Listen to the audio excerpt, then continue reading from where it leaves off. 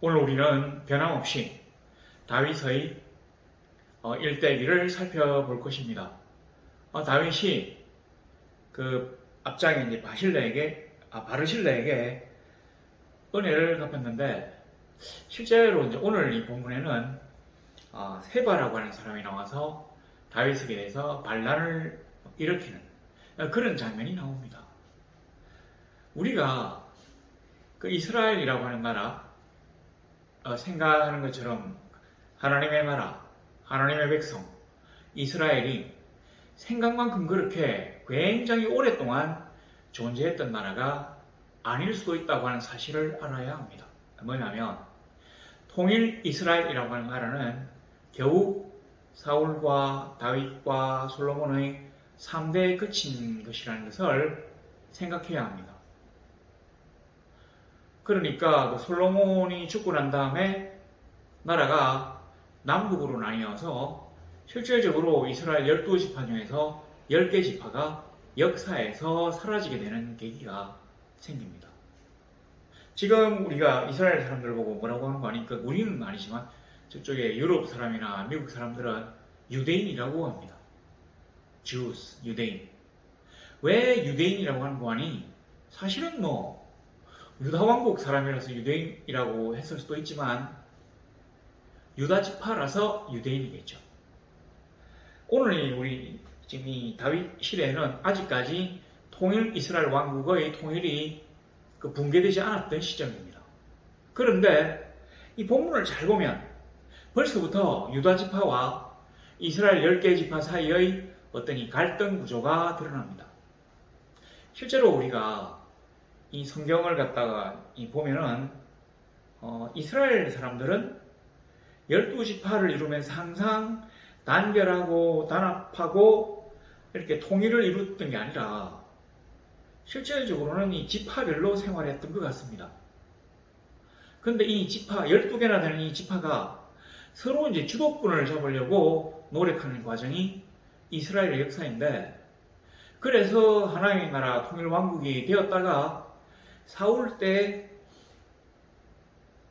갑자기 이제 통일을 이루면서 다윗으로 넘어오면서 사울의 그 베냐민 지파하고 다윗의 유다 지파 사이에 어떤 갈등이 좀 일어납니다. 물론 사울 왕도 죽고 그 아들 태자도 죽고 했기 때문에 다윗이 그 왕자리를 비교적 쉽게 차지할 수 있었을 것도 같은데, 실제로 보니까 여기 아마사도 있고 이런데 그 사울의 아들이 요나단이 이제 유력한 태자였지만 그 사람이 죽고 이스보셋인가 한 사람이 이제 그 사울 왕국의 명맥을 잇는 왕으로 있다가 다윗과 서로 어떤 갈등 관계 있고 이런 과정이 나옵니다. 우리 다 알 필요는 없지만 일단 그래서 다윗이 왕이 되어가지고 사방에 있는 모든 국가들을 정복하고 굉장한 어떤 힘을 키우니까 그 갈등 구조가 그냥 잠잠해진 겁니다. 갈등은 진짜 많은데 너무 다윗이 강력하니까 이걸 갖다가 겉으로 표출을 못하고 그냥 속으로만 끙끙 앓고 이렇게 딱 잠잠해 있다가 압살롬의 반란이 일어나면서 다윗이 요단강 건너에 그 마하나임이라고 있잖아요. 야곱이 가나안 땅으로 들어올 때 천사들이 땅에 있는 걸 보고는 여기가 마하나임이다 이렇게 한 그 마하나임. 거기로 갔다가 이제 가나안 땅으로 다시 들어오는 그런 부분인데 실제로는 우리가 이 본문을 잘 읽어보면은 다윗이 압살롬의 반란 시기에 제법 오랫동안 왕으로서의 그 권세를 빼앗겼던 것 같습니다. 다르게 말하면 압살롬이 정말로 진정한 실질적인 이스라엘 왕으로서 기능했던 것 같아요. 근데 압살롬이 죽고 난 다음에 다윗과 그 백성들이 이제 길갈에서부터 예루살렘으로 올려오려고 하는 그 과정을 이 본문이 설명하고 있습니다. 보니까 40절에 보시면 왕이 길갈로 건너오고, 그러니까 여기 요단강이 있고 마하나임이 있고 예루살렘이 있다면 이 마하나임에서 일단 요단강을 건너요. 그러면 이제 길갈이 있습니다. 길갈은 또 잘 알다시피 에브라임 지파 여호수아의 가나안 공략 전초기지입니다. 처음에 모세의 뒤를 이은 여호수아가 가나안 땅으로 들어오기 위해서 요단강을 건너고 처음에 이제 군영, 요즘 말로 하면 총사령부를 갖다 설치한 곳이 길갈이거든요. 아마 이 길갈이라고 하는 이 도시 이름을 보는 순간에 에브라임 지파가 생각나고, 그러면 자연적으로 뭐가 생각나는 거 아니? 유다 지파와 에브라임 지파 간의 그 주도권 다툼이 생각날 수 있습니다. 실제로 지금은 이제 사울, 다윗, 이때 벌써 통일 왕국이 수립된 지 2대 만에 벌써 유다 지파와 이스라엘 지파 간에 알력이 막 일어나고 있는 겁니다. 잘 보시면 보세요. 둘째 줄에 40절 둘째 줄에 온 유다 백성과 이스라엘 백성의 절반이나 왕과 함께 건너니라. 우리가 그냥 성경을 쭉 읽어갈 수 있는데 뭔가 이상해서 다시 본다면 이게 진짜로 많이 우리에게 시사하는 바가 큽니다. 보세요. 온 유다 백성 그리고 이스라엘 백성의 절반이나. 여기 있는 이스라엘은 통일 이스라엘을 말하는 게 아닙니다. 나중에 나와 있는 남북 분단 시의 그 북쪽 이스라엘, 그러니까 이스라엘 10개 지파를 얘기하는 겁니다. 이때는 다윗 때잖아요. 근데 벌써 성경의 기술 태도는 이스라엘이 남과 북으로 나뉘어 있는 것처럼 그렇게 나타납니다. 모든 유다 지파가 전부 다. 그 다음에 이스라엘 지파는 절반만 다윗과 함께 강을 건너서 예루살렘으로 가고 있습니다.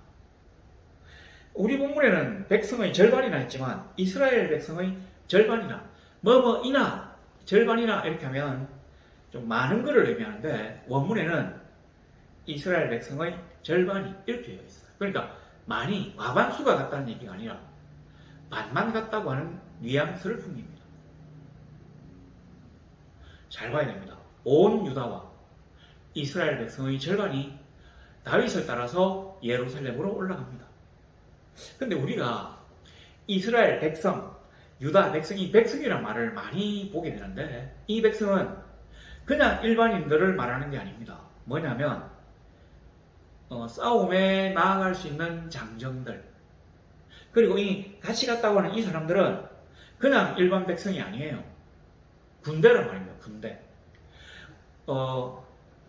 왕이 다시 이제 본토로 들어왔으니까 모든 이스라엘 군대가 모여가지고 왕을 따라서 압살롬 반란 세력의 잔당들을 일소하고 예루살렘 성에 혹시 문을 열어놓지 않고 왕의 입성을 막는다면 그 예루살렘을 공략할 만한 그런 군대가 조직되어서 왕과 함께 가고 있었다는 얘기입니다.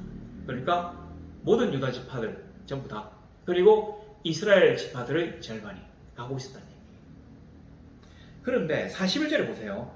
온 이스라엘 사람이 왕께 나와 왕께 아뢰되 우리 형제 유다 사람들이 어찌 왕을 도둑하여 왕과 왕의 집안과 왕을 따르는 모든 사람을 인도하여 요단을 건너가게 하였나이까 하네. 자, 이스라엘 백성의 절반이 다윗을 따라서 가고 있는데 온 이스라엘 사람이 왕께 나와서 얘기합니다. 그리고 앞에 이제 이스라엘 그 지파의 절반하고 다른 사람인 것 같은데 뭐가 더 중요하냐면 이스라엘 지파의 절반이 다윗과 함께 가요. 근데 온 이스라엘 사람이 나와서 항의를 합니다. 뭔가 사태가 이스라엘 지파의 절반에서 모든 이스라엘 사람으로 뭔가 사태가 점점 커집니다. 뭐라고 얘기하는 거 아니? 그러니까 유다 사람들이 왕을 도둑질해가지고 자기들끼리 가만히 왕을 모시고 예루살렘으로 간다.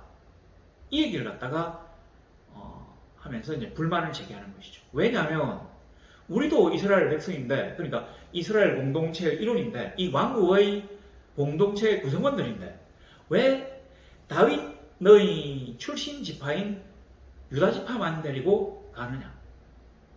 보세요. 유다 백성 전부 다 하고 이스라엘 백성의 절반이 갔는데 나중에 뭐가 어떻게 됐는지 모르겠지만 40절과 41절 사이에 뭔가 모르게 일이 꼬여가지고 온 이스라엘이, 그러니까 이스라엘 지파의 절반조차도 다윗과 반목하고는 다윗을 반대하는 사람 쪽에 서서는 다윗에게 항의를 제기하는 것이죠. 불만을 얘기하는 것이죠. 왜 유다 지파만 왕과 함께 예루살렘으로 돌아가느냐? 우리는 도대체 뭐냐? 이 말입니다. 자, 보시면, 근데 모든 유다 사람, 보세요. 온 이스라엘 사람, 42절에 모든 유다 사람이. 그러니까, 일부는 뭐, 그래, 다윗이 좋고, 뭐 일부는 다윗이 싫고, 일부는 네가 잘했고, 일부는 뭐, 네가 옳고, 이런 식으로 얘기하는 게 아니라, 모든 이스라엘 사람이, 모든 유다 사람이 서로 다른 주장을 가지고 격렬하게 지금 다툼을 벌이는 장면이 적혀 있습니다. 이 지금 이스라엘 왕국이 본격적으로 분리된 솔로몬의 사후 시절이 아니에요. 지금은 솔로몬이 왕이 되기 전인 다윗 시대입니다. 다윗 시대 말기. 그런데도 벌써 유다 지파와 이스라엘 지파가 서로 나뉘었어요. 그러니까 그 당시 사람들 입장에서는 유다와 이스라엘이 나뉜 것에 대해서 큰 의미를 부여하지 않을 수도 있는데, 나중에 이렇게 쭉 적어놓고 후세 사람들이 유다와 이스라엘이 분리된 그 역사적 사실을 알고 있는 사람들이 이 본문을 다시 보니까, 아, 그때 이미 남북이 분단된 조짐이 있었구나, 이렇게 되는 것입니다. 우리가 6월 호국 보훈의 달을 맞이해서 우리도 남북 분단의 아픈 역사를 가지고 있습니다. 실제로 이제 이스라엘은 그 북쪽 이스라엘이 아주 큰 나라고, 남쪽 유다가 이제 작은, 그러니까 유다 지파는 하나잖아요. 작은 그런 관계였는데, 우리는 남쪽이 아주 크고 북쪽이 남쪽의 절반 정도 되는. 그럼에도 불구하고 73년 전에 정말로 참 서로 막 그 온 세상을 대신해 가지고 동서냉전 체제에 막 그 짐을 다 짊어지고는 막 싸워가지고, 이 나라가 저 북쪽 의주에서부터 남쪽 막 부산 앞까지 거의 뭐 초토화가 된 정도. 낙동강 방언선 얘기도 나오고, 그리고 지금도 부산에 가면, 여기 부산인데 그 이제 도심지에 가면은 그 산비탈에 피난민촌이 그렇게 많이 있습니다. 아직까지 뭐 그렇게 피난민촌 원형을 유지한 건 아닌데, 그 옛날에 그 구획들, 15평짜리 구획들이 쫙 산으로 보고 있어요. 근데 사람들이 이제 돈이 좀 많아져가지고 그 15평을 갖다가 4층으로 이렇게 막 올려놨어요. 그리고 층층마다 사람이 사는데 이 집과 이 집 사이가 너무 좁습니다. 차가 못 다녀요. 그러니까 이런 거죠, 이제. 이 집이 있는데 이쪽은 차가, 이쪽도 어느 정도. 그리고 여기는 막 더 좁고, 그리고 이쪽은 어느 정도. 막 팍팍하게, 그러니까 이런 어떤 그 피난민의 애환이 서려 있는 그 동네 형태가 많이 보여집니다. 진짜로 우리나라 사람들은 참 하나님의 보호에서 벗어났던 것 같아요. 제가 이 역사를 다시 보면 동서냉전, 그러니까 미국과 소련의 동서냉전이 그때 한 50년 정도 지속됐던 것 같은데, 그 인류 그 장관 역사 중에서 진짜 동서냉전이 아주 짧게 일어났는데, 그 와중에 우리가 참 잘못한 것도 없죠. 일본이 분리돼야 되는데 그 모진 꼬표 옆에 있다가 날벼락 맞는다고 우리가 남북으로 분단되어 가지고 그 사이에 막 그 전쟁을 쳐가지고 진짜로 수많은 사람들이 목숨을 잃었습니다. 산업시설들이 다 파괴되었어요. 그런데 이왕 좀 지났으니까, 이왕 전쟁이 시작되었으면 남북이 통일되었으면 얼마나 좋겠습니까? 근데 국군들이 막 의주까지 올라가고 뭡니까 암석강, 두만강 물도 마시고 뭐 난리를 쳤는데, 그 중공군들이 개입해가지고 다시 원위치. 그 사이에 사람들만, 산업시설만 절단이 났어요. 제가 예전에 사역을 했던 그 목동에 있던 교회 담임 목사님도 해주에서 피난 오신 분이에요. 이분이 그 아버지하고 자기 장남인 것 같은데 내려오면서 그 해주에 있는 아주 큰 그 농장이 있었대요. 자기 농장, 김농장이라고. 그 농장에 창고로 열쇠를 가지고 왔답니다. 그 열쇠를 딱 채우고는 안에 곡식이 가득했겠죠. 내가 지금 난리 중이니까 잠깐만 내려갔다가 다시 올게요 하면서 내려왔는데 아버지하고 장난만 내려왔는데 영영 생이별이 되었어요. 어목사님은 은퇴하시고 지금 멀리 가셨는데 뭐 그 이후로 다시금 가족을 만나지 못하는 그런 비극들이 많이 있습니다. 왜 하나님은 우리에게 이렇게 남북이 분단되게 하셔서 가족들이 이별하게 하셨는지 솔직히 잘 모르겠습니다.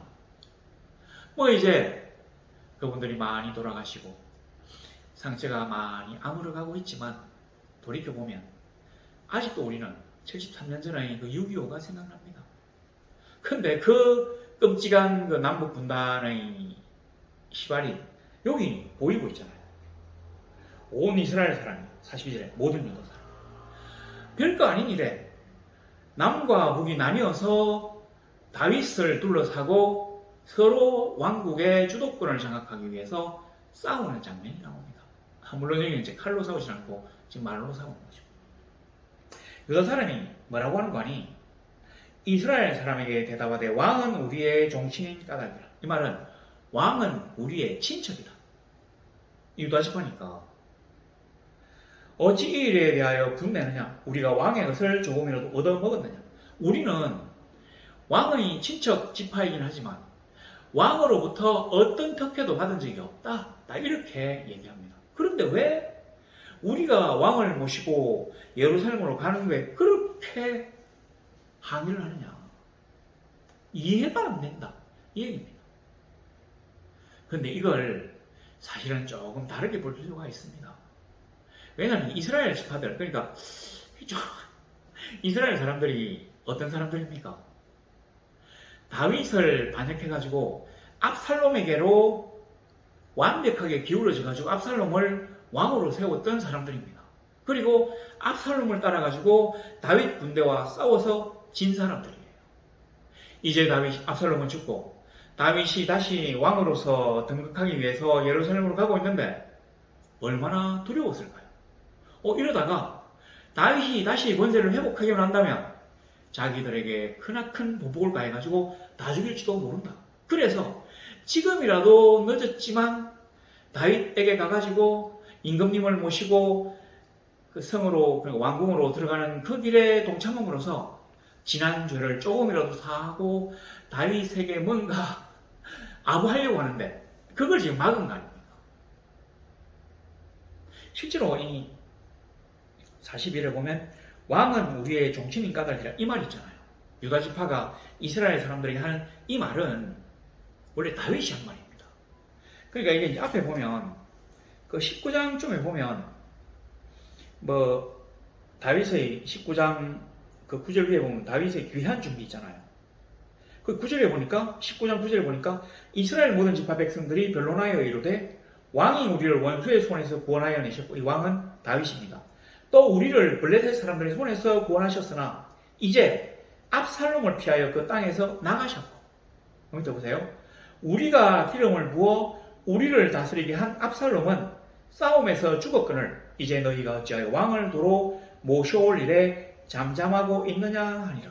그러니까 이스라엘 사람들이 전쟁에 패해가지고 그 이스라엘 지파들이 다 북쪽으로 돌아가서 이제 숨어 있는데 겁이 날 거 아닙니까? 그러니까 우리 지금이라도 빨리 다윗왕에 가가지고 납작 엎드려가지고 잘못했다고 하고 왕궁으로 모시는 일에 앞장서자. 그래서 우리의 죄를 조금이라도 사함을 받자. 뭐 이런 논의를 시작했다는 거예요.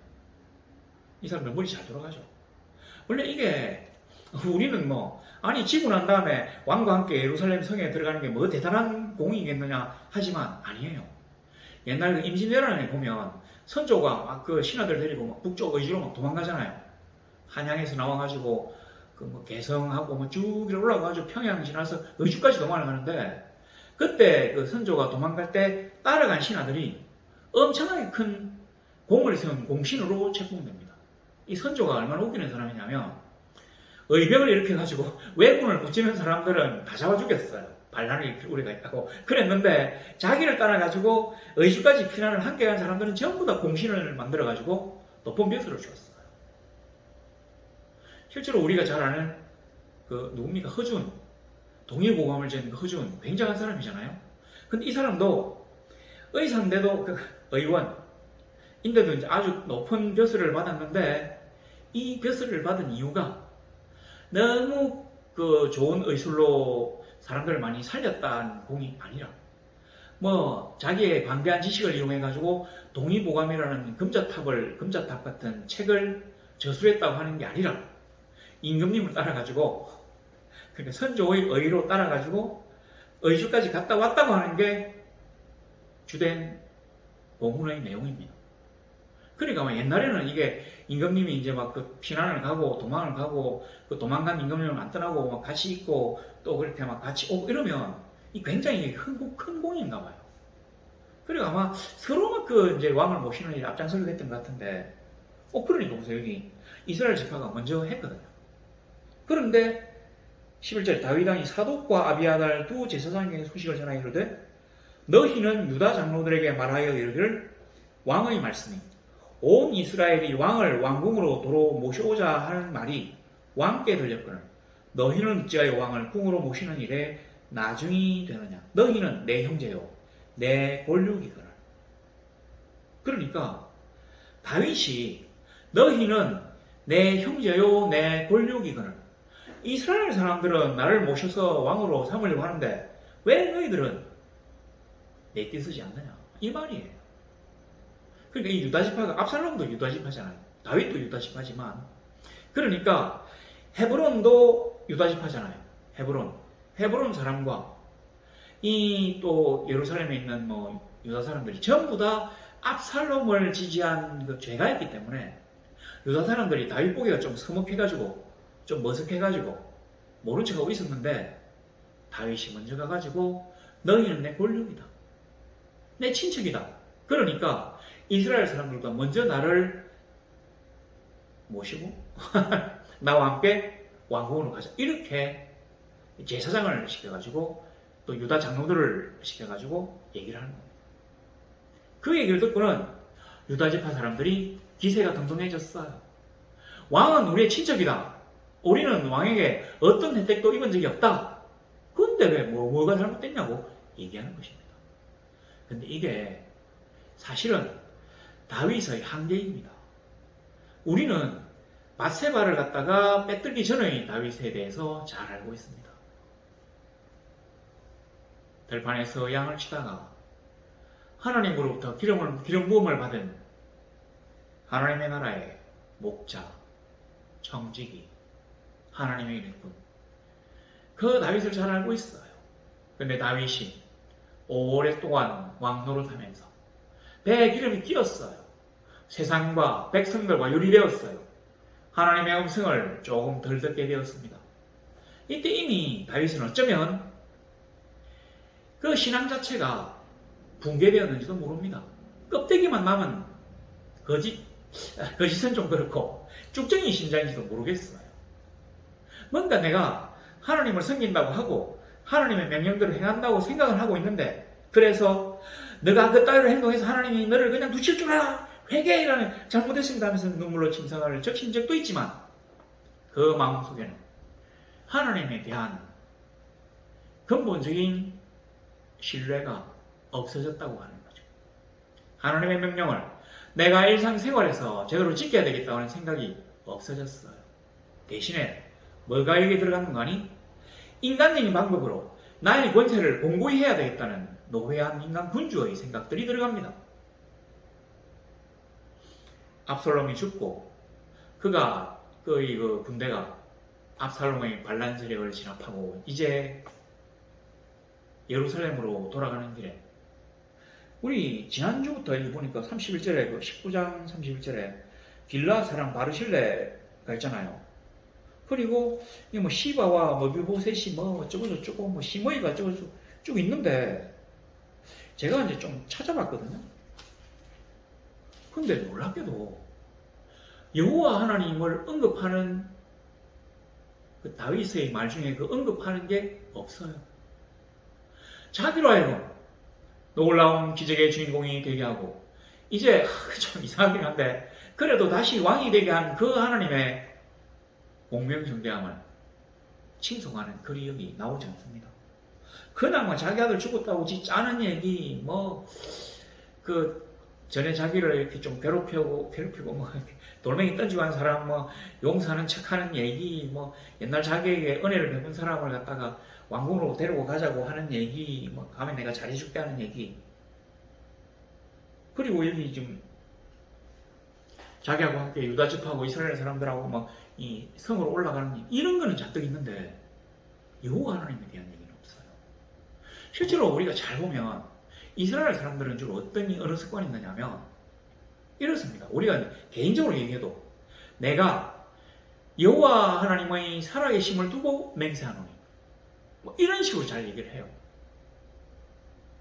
그러니까 여호와 하나님을 두고 맹세하는 게 이스라엘 사람들에게는 관용어처럼 입에 익었습니다. 그런데도 전혀 그런 얘기가 없더라고요. 그래서 이 앞뒤로 좀 제가 읽어봤는데, 진짜 자세히 읽어봤는데 여호와 하나님에 대한 언급이 있어요. 있는데 그거는 다윗이 한 얘기가 아니라 다윗의 부하나 그 이스라엘 통일 이스라엘 백성들 중에서 나온 말이지, 다윗 자신의 입으로는 하나님의 신명을 말하지 않습니다. 제가 이걸 보고는 다윗이 지금 뭔가 지금 옛 그 신앙의 형태는 유지하고 있는 것 같은데 그 속 사람은 이미 다 헤어지고 너덜너덜해지고 쭉쟁이 신자가 되었구나, 이런 생각이 많이 들었어요. 그리고 이스라엘 사람들도 보세요. 아까 19장에 뭐라고 했습니까? 왕이, 그러니까 이 19장 그 9절에 보니까 19절 보세요. 왕이 우리를 원수의 손에서 구해냈고 블레셋 사람들의 손에서 구원했고 압살롬을 피해서 도망을 갔고 압살롬도 죽었고, 그러니까 왕을 도로 모셔, 이렇게 얘기합니다. 하나님이 기름을 부어가지고 정당한 우리의 왕으로 세우신 분이니 우리가 모셔오자, 이런 얘기를 한마디도 안 합니다. 보세요. 이스라엘 사람들이 이스라엘 열지파가 나중에 가면 전부 다 변절해가지고 이스라엘 역사에서 사라지거든요. 그래서 제가 자꾸 유대인이라 하잖아요. 이스라엘 사람이 아니라 유대인이라고. 유다 지파는 남아있는데 열지파 이스라엘 지파는 싹 없어졌어요. 근데 여기 나와있잖아요. 그들이 지금 여호와 하나님의 기름 부으신 왕에 대한 정당성은 전혀 얘기하지 않습니다. 하나님의 공의와 그의 뜻에 대해서는 말하지 않아요. 단지 자기들이 왕에게 어떤 은혜를 입었는지만 얘기합니다. 여하튼 이렇게 얘기했는데 여기 수로마기에서 싸우니까 43절을 보면 유다 사람의 말이 이스라엘 사람의 말보다 더 강경하였더라. 둘이서 막 이렇게 패를 나눠가지고 이스라엘 열집하잖아요. 엄청나게 많잖아요. 열목이라고 나와있네요. 43절에. 우리는 왕에 대하여 열목을 가졌으니 10배예요. 여기는 유다 지파니까 하나가 아니고 10분의 1이잖아요. 10분의 1. 근데 서로 이렇게 엄청나게 많은 사람들과 소수의 사람들이 막 싸웠는데 말로 이 사람들, 유다 지파가 더 강경했답니다. 주장이. 이스라엘 사람들을 말하는 겁니다. 근데 강경했다는 말을 우리가 아주 좀 부드럽게 적었는데 원문에는 달라요. 포악했다는 말. 완전히 무슨 고래 폐악을 지겠다는 말이에요. 너희들 가만 안 둬. 그 따위로 한 것은 막 이렇게. 실제로 압살롬을 따라다니는 사람들은 유다 지파가 더 많았겠죠. 이스라엘 지파의 사람 숫자는 많아도 유다 지파들이 아마 근간이 됐을 겁니다. 헤브론 사람들 다 유다 지파잖아요. 그리고 압살롬의 그 왕으로서의 통치를 받아들인 예루살렘 사람들도 다 유다 사람들이에요. 그래 놓고는 지금 서로 지금 안 죽으려고 그랬는지 왕에게 잘 보였으면 출세하려고 그랬는지 막 싸웠는데 유다 지파 사람들이 이스라엘 지파가 하는 말보다 더 포악하게 얘기했답니다. 20절에 보세요. 마침 거기에 불량배 하나가 있으니 그의 이름은 세바인데 베냐민 사람 비그리의 아들이었더라. 마침 거기에 불량배 하나가 있었답니다. 그러니까 이게 이제 그냥 어떤 말이냐면 왕이 아직까지 반란이 완벽하게 진압된 건 아니잖아요. 각 성이라든지 어떤 촌락에 반란군의 잔당들이 있을 수 있습니다. 왜냐하면 반란 역적 모의를 하고 나면 반란의 그 관여가 됐으니까 왕이 나중에 보복해가지고 다 죽일 수 있잖아요. 마을이나 지파를 다 학살할 수 있으니까, 성을 다 학살할 수 있으니까, 그게 겁이 나가지고 무장하고 맞서는 군대가 있을 수 있어요. 그럼 이걸 갖다가 정복해가기 위해서 이 백성들이 무장하고 서가 있는 겁니다.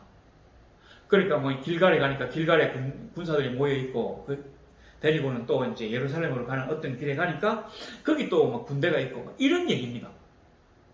여기 불량배라고 돼 있잖아요. 불량배. 불량배는 원문에는 베리알이라고 했는데 실제로 이 베리알이라고 하는 말을 뭐 건달, 뭐 사악한 사람, 무가치한 사람, 뭐 이런 식으로 이제 쓰지만 요즘은 이 베리알 이런 걸 갖다가 베리알 이름 뭐라고 합니까? 악마라고 하잖아요. 악마 이름이라고 하잖아요. 근데 여기서는 이 세바라고 하는 사람이 진짜 별 볼 일 없는 뭐 양아치다 이 얘기입니다. 그런데 뭐 그 사람이 베냐민 지파 사람이에요. 근데 그가 나팔을 불어가지고 우리는 다윗과 나눌 분깃이 없으며 이 세 아들에게서 받을 유산이 우리에게 없도다. 이스라엘아 각각 장막으로 돌아가라. 이 나팔을 언제 부르냐면 이스라엘에는 원래 그 모인 군대가 없습니다. 상비군이 없어요. 전쟁을 딱 치게 되면 우리 앞에 다윗을 따라간 블레셋의 용병들 얘기를 우리 했잖아요. 그것처럼 이스라엘에는 뭐 정식으로 조직된 상비군이 없습니다. 사울은 자기가 2,000명, 아들 요나단이 1,000명, 3,000명의 상비군을 유지하고 있었는데 다윗은 이제 그런 조치를 취하지 않고 그냥 국민 개병제를 실시했던 거예요. 그러니까 용병들, 블레셋 용병들을 데리고 자기의 호위대로 삼아놓고 전쟁이 딱 일어나면 나팔을 딱 불어요. 나팔을 불고 이제 막 각 지파별로 막 가면 이 나팔 소리를 듣고 백성들이 자기들이 무장을 해가지고 오거든요. 그거를 떠올리면 됩니다. 근데 지금 막 이 유다 지파와 이스라엘 지파가 막 이렇게 서로 막 네가 올리 내가 올리면서 막 진짜로 이게 막 토론이 격화되고 토론이 아니라 막 서로 싸우고 난리를 치니까 주먹으로 싸운 건 아니고 막 입으로 막 싸우고 난리를 치니까 세바라고 하는 사람이 여기 불량배라고 해놨잖아요. 진짜로 별 볼 일 없는 사람이에요. 반란을 갖다가 일으키려고 하면 제법 그래도 뭔가 그럴듯한 사람이 돼야 됩니다. 제가 생각하면 반란을 일으키는 반란의 수괴쯤 되려고 하면 거의 왕과 맞먹는 그런 어느 정도의 뭐 품위가 있거나 영웅 같은 사람이 되어야 돼요. 그래야 사람들이 따를 거 아닙니까? 반란이 얼마나 위험한 행동입니까? 근데 저 사람을 보니까 이 반란이 성리할 것 같다는 믿음을 줄 수 있는 사람이어야 되는데 이 세바는 불량배예요. 진짜 막 능력이 형편없고 불평만 많고 완전히 그 사회에 악을 끼치는 그런 사람들. 근데 이 사람이 나팔을 불면서 얘기를 해요. 이 세 아들에게서 받을 유산이 우리에게 없도다. 이스라엘아 각각 장막으로 돌아가. 이 사람이 베냐민 지파잖아요. 여기 보니까 뭐 비그리의 아들이었더라 했는데 아마 사울의 친척이었던 모양입니다. 그러니까 얼마나 불만이 많았겠어요. 그래도 다윗이 이제 다시 압살롬을 이겨가지고 들어오니까 또 이제 막 불만은 많아도 왕에게 감히 적대하지는 못하고 그냥 엎드려가지고 군사 복무를 하는 겁니다. 군대로 모인 거예요. 그랬는데 모인 사람들 사이에서 막 패가 나니까 막 서로 싸우고 난리를 치니까 때는 이때다 싶어가지고 반란을 선동하는 겁니다. 나팔을 막 불어요. 그러니까 백성들이 뭐 때문에 나팔을 부는지 전부 다 막 몰리들 거 아닙니까? 원래 나팔이 전쟁 개시 신호거든요. 아니면 전쟁을 중지하라는 신호예요. 도대체 여기서는 어떤 뜻으로 사람들이 받아들였는지 안 나오는데 나팔을 딱 부니까 아 드디어 뭐 왕이 와가지고 군대가 축정하는갑다 싶어서 모였는지 하여튼 모이니까 그 얘기를 하는 거예요. 우리 다윗하고 그러니까 이 말이 뭐냐면 다윗과 나눌 분깃이 없으면 실제로 이제 제가 깊이 한번 연구를 해봤는데 왜 이 백성들이 예루살렘 성으로 올라갔느냐면 아마 예루살렘 성이 그 압살롬의 근거지였기 때문에 뭔가 다윗 입장에서는 저 사람들이 성문을 열고 자기를 순순히 받아들이지 않을 수도 있다고 생각했는지도 모르겠습니다. 그리고 수도를 갖다가 공략해가지고 거기 부잣집들 뭐 이렇게 귀족들 뭐 상인들 이런 걸 확 털게 되면 얼마나 엄청난 전리품을 얻을 수 있겠습니까? 이스라엘 백성들 항상 그렇거든요. 이거 막 나팔을 그냥 꾹 불어가지고 전쟁터로 나와라 이러면 막 나오는 이유가 우리들 같으면 전쟁 일어나면 막 도망부터 먼저 갈 것 같은데 이스라엘 백성들이 무기를 끄지 총도 안 줘요. 칼도 안 주고 그런데 자기들끼리 막 숨겨놨던 방패와 칼과 창을 갖다가 자기 짐 챙겨가지고는 안 나오는 이유가 적을 공략해가지고 이기면 그 사람들이 가졌던 전리품을 뺏을 수 있거든요. 근데 이게 예루살렘이잖아요. 이스라엘에서 가장 부유한 곳이니까 여기를 점령해가지고 확 뺏들면 얼마나 많은 재물을 얻을 수 있을까 생각해서 서가 있는 거예요. 그런데 세바가 딱 뭐라고 하냐면 너희들 꿈 깨라. 거기는 유다 지파의 성읍이야. 그리고 다윗이 왕노릇하는 성읍이야. 절대로 다윗은 너희들에게 그 전리품을 안 줘. 이 얘기나 마찬가지입니다. 그리고 우리가 그 사람하고 의리도 없어. 너희들이 가봐야 어떤 것도 얻지 못해. 그러니까 돌아가라. 군대를 흩었단 말이에요. 이스라엘이 각각 장막으로 돌아가라. 이게 이스라엘의 관용어입니다. 전쟁이 치면 백성들은 다 각각 장막으로 돌아가니라. 이렇게 주로 나와요. 그러니까 전쟁이 쳐서 도망가가지고 집에 숨었다는 얘기입니다. 그러니까 다 흩어져라. 군 복무를 이탈해라는 얘기입니다. 바로 이게 반역이라는 거예요. 반역. 그러니까 이에 온 이스라엘 사람들이 다윗 따르기를 거치고 올라가 비거리의 아들 세바를 따르나 유다 사람들은 그들의 왕과 합하여 유단에서 예루살렘까지 따르니라. 그러니까 이거 여기 이제 성경 본문에 나와 있는데 우리가 이렇게 생각할 수 있습니다. 다윗은 지금 모든 사람들이 그러니까 이스라엘 사람들 다윗을 따르는 사람들 중에서 제일 많은 사람들이 누굽니까? 블레셋 용병들이잖아요. 그리고 바르실레 같은 사람도 아람 사람이거든요. 그러니까 이스라엘 본토 백성들은 자기를 안 따라든가 봐요. 그러니까 지금 누구라도 자기를 확실하게 지지하는 강력한 지지자들이 있어야 되니까 유다 지파에게 너희는 내 친척이니까 너무 두려워하지 말고 내를 적극적으로 밀어주면 내가 너희의 죄를 사해줄게 막 이렇게 아니면 내가 다시 집권을 하게 되면 너희들에게 요직을 줄게 이런 식으로 이제 꼬신 겁니다. 그러니까 이스라엘 지파가 아이고야 큰일 났다 싶어가지고 부랴부랴 가서 서로 싸우게 됐네. 말로 그랬는데 왜 그랬는지 우리도 알죠. 지금 유다 지파도 이스라엘 지파도 아무도 다윗의 확실한 지지 기반이 없어요. 그냥 군사적으로 일시적으로 승리해도 백성의 민심은 약간 다릅니다. 그러니까 다윗이 뭔가 추상적인 이스라엘 백성들의 지지를 받는 그럴듯한 전 이스라엘의 왕이라는 것보다는 뭔가 자기를 확실하게 지지하는 사람들, 요즘 말로 하면 골수군자도 있어가지고 자기를 위해서 군대로 복무해가지고 자기를 호위해서 예루살렘 성을 점령할 수 있는 사람들이 필요했기 때문에 이 사람들을 이간질해가지고는 이익으로 꼬신 거예요. 무슨 말을 제가 하고 싶었냐면 더 이상 이스라엘은 하나님의 나라, 하나님의 백성이 아니게 되었다는 겁니다. 하나님의 믿음, 하나님에 대한 믿음, 하나님의 명령, 하나님의 말씀에 대한 순종, 그리고 하나님의 공의와 정의가 나라 통치의 근간이 되는 그런 하나님의 나라가 아니라 이권과 이익에 휘둘리는 그런 보통의 나라가 되었다는 말입니다. 보세요. 이스라엘 사람들은 아무도 하나님에 대해서 언급하지 않아요. 자기들의 이익과 자기들이 어떤 은혜를 입었는지에 대해서만 얘기합니다. 유다 백성들도 마찬가지입니다. 왜 그랬겠습니까? 처음에 이스라엘 백성들은 그러지 않았어요. 사무엘의 영도하에 여호와 하나님의 인도하에 그들은 하나님의 길을 나아갔습니다. 그랬는데 왜 지금 이런 일들이 벌어집니까? 왜 이들 입에서 하나님에 대한 말씀이 언급되지 않습니까? 여호와 하나님의 명령이 언급되지 않습니까? 그것은 왕이 그런 식으로 백성들을 다스렸기 때문입니다. 30몇 년을 다스리면서 하나님에 대한 순종, 하나님에 대한 믿음, 성도로서의 자세에 대해서 얘기한 게 아니라 인간으로서의 이익, 뭐가 더 나에게 유리한가? 이걸 가지고 백성들을 다스려 왔기 때문에 그들도 자기들도 모르게 보통의 나라, 보통의 백성, 보통의 군주가 되어버린 겁니다. 그러니까 문제가 막 생기는 거예요.